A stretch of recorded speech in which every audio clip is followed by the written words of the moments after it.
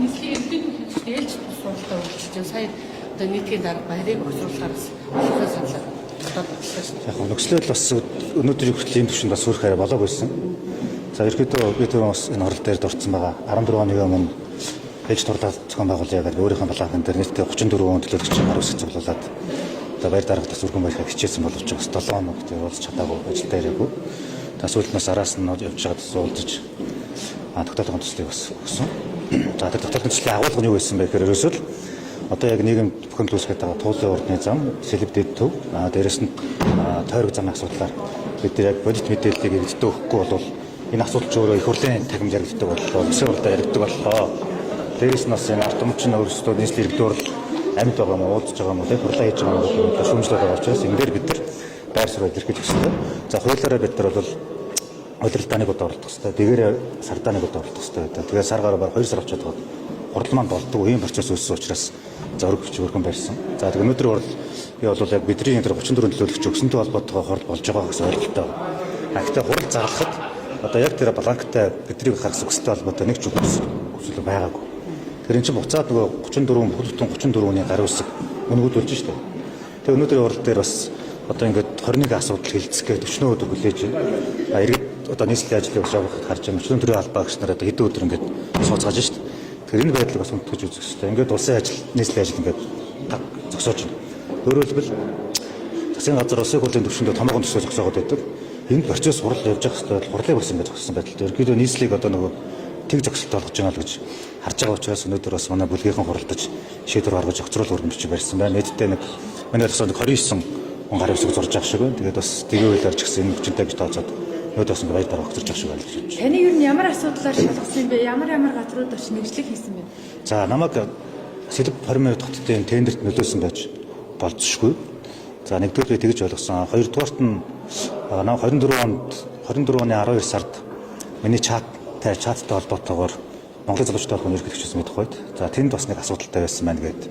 Миний утасны чатаас бас нэг зураг гаргаж ирж бас нэг олсон хоёр асуудлаар шалгасан гэж ойлгосон. За тэгээд ер нь яг нийтийн албаны тухай хуулиар одоо би бол нийтийн албаагч 22 онд батлагдсан нийтийн албаны тухай өөрчлөсөн хариулга юу гэдэг вэ гэхээр нийтийн албаагч нь ямар нэгэн байдлаар одоо хувь эзэмшиж байгаа компани төрийн тендерт оролцож болохгүй гэсэн заалт байхгүй. Заалт юм заалт байхгүй.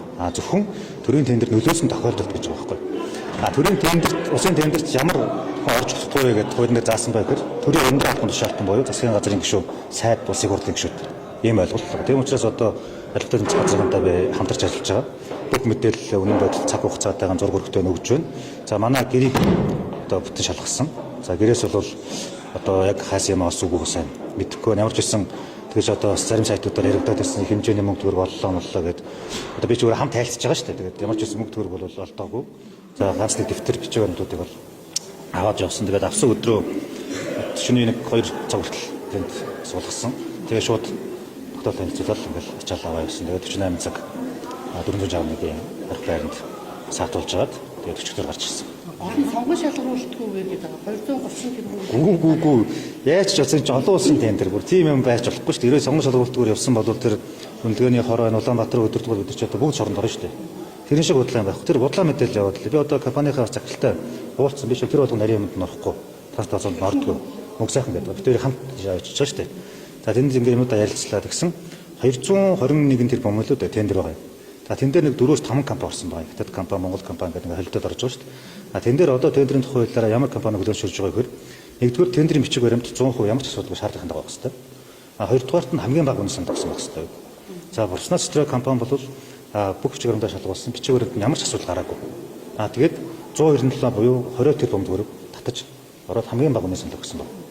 А тэгэхээр тэр хүн одоо ингээд шалгуур процесс яваад шалгарсан байгаа. Өөрөөр хэлбэл бас тэр агуулсан 20 тэрбум төгрөгийг бас улсад үлдээж тэр нь одоо бас бүтээн байгуулалтанд оролцож байна л гэж бас ингэж харж байна. Профессионалистро компанид хувь эзэмшдэг. Тэгээ би 30% эзэмшдэг. Тэрийг би хөрөнгө оруулалтын мэдүүлэгтэр тусгасан. За хүмүүс одоо яагаад ингэж орч нөлөөлж яач гэж байгаа. Тэгээд ер нь ингэсэн намайг Орчин улсын улсад явж байхдаа тендер зохион байгуулалтаа шалгасан байсан. Намайг Монголд ирэхэд албатай тэмцэх газраас бас мэдээлэл авсан. Тухайд нь өдөр бас тодорхой хэмжээний мэдээллүүд ийм учраас гэдэг нь одоо хэлж ирсэн. Тэгээд хөрөнгө оруулалтын мэдээлэлээр ингэж тусгасан байгаа гэдэг бүх мэдээллүүдэл өгөөл яваад байсан. Тэгээд сая бас албатай тэмцэхийн бас нэлээдгүй бас нөхөр шалгаж байгаа шүү гэдэг бүх мэдээллүүдээ өгж байгаа. Одоо миний хувийн мэдээлэл утас одоо юу гэдэг бүх зүйлийг бол хураагаад авсан нэг шалгаж байгаа. Өнөөдөр бас дуудсан.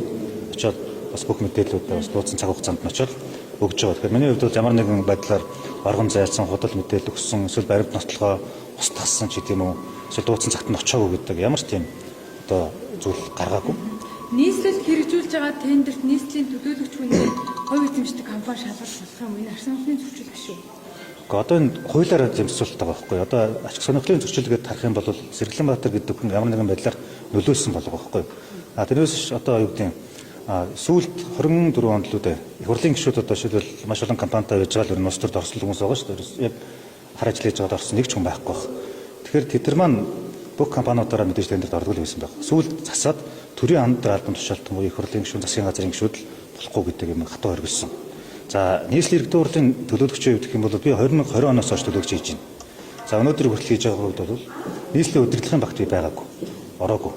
Одоо ингээд та бүгд анзаарч байгаа бол нийт төлөөлөгчийн дийлэнх нь одоо хотын орлогч дарга янз бүрийн аж ахуйн тооцоод үйлдвэрийн газрын дарга ч юм уу те одоо хөрөнгө оруулалтын газрын дарга ч юм ингээд бүгд газрын дарга хийгээд цалин бунлоо аваад ингээд яг хотын удирдлагын багт ороод ажиллаж байгаа.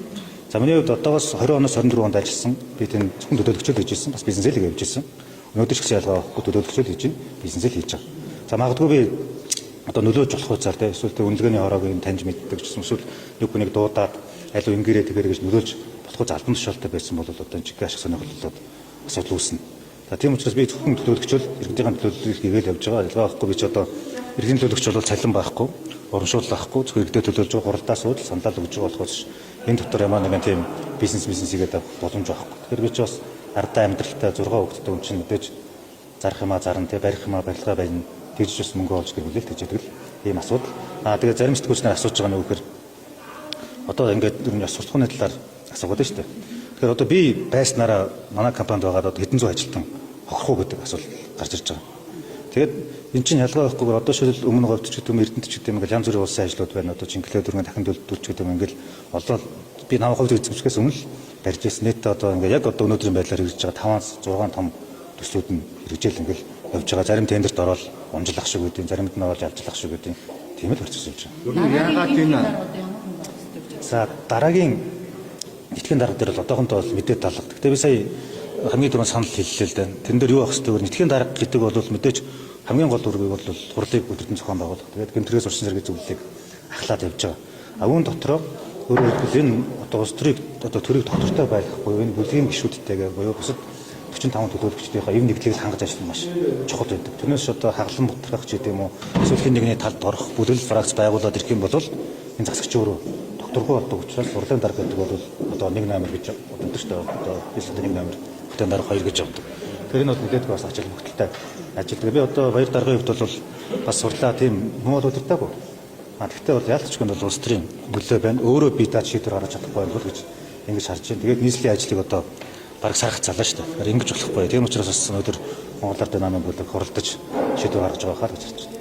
Монгол Ардын намын хагралын нийслэлийн ирчлээ гэдэг ийм зүйлийг бас хэлээд шүү. Та юу гэж харж байна? Одоо би бас нэг зүйлийг ерөөсөөр гайхаад болох. Ер нь хагаал ирж гин гэж харж байгаа. Ягаад тэгэхээр Монгол Ардын нийслэлийн Монгол Ардын намын мөрийн хөтөлбөрийг бид нар 24 оны 11 сарын сонгуульд орон нутгийн сонгуульд орохдоо удирдах зүйлдөрөж гэсэн батлуулж байгаа шүү дээ. Тэн дээр ойлгомжтой байхгүй. Бид нар метро барина тий. Дүүжин гүүрний зам барина. Хатуусаа шинчилнэ тий. Юугаа барина? Гүүрээ барина. Тойрог замаа барина. Туулын урднаа замаа барина. Бид төв барина гэдэг. Ингээд бид нар тойрог дээр очиод биднийг сонгох юм бол энэ бүтээн байгуулалт явснараа бид нар агаарын бохирдлох болох нь төгжрөлгүй болох нь тий. Стресс бас багасгах нь арай артайхан тухтай нийгэмд амьдрах нь машинуудаа хязгаарлах нь гэдэг. Ингээд явсан чинь иргэд биднийг тэнцсэн байхгүй. За тэгвэл танаа мөрөг хөтөлбөр гоё байна. Тийм учраас Сэргэлэнбаатараа бид нар чамайг сонгоно гэж сонгож байгаа шүү дээ.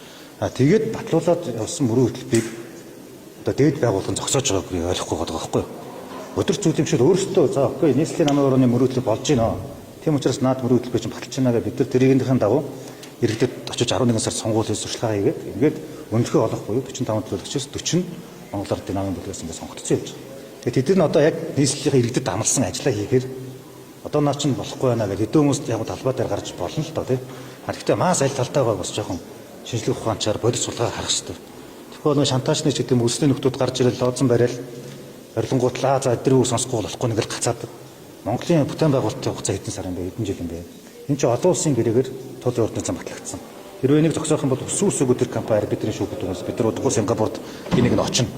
Тэр компани мэдээж хуулийн дагуу бүх гэрээгээ аваад зөвшөөрөл аваад ажиллаа эхэлсэн, мөнгө гаргацсан байсан зогсоолсон. Хохирлоо нэр бардуулах юм. Монгол усаар л багтуулна шүү дээ. Тэгэхээр энэ хин төлөх юм. Тэр хүчтэй мөнгө төлнө шүү дээ. Одоо ийм л өсөх байдал үүсчүүдээ л гэж санаа зовж. Тийм учраас маш урдан буцаагаад энэ тул урдаа зам явах хэрэгтэй гэж харж байгаа.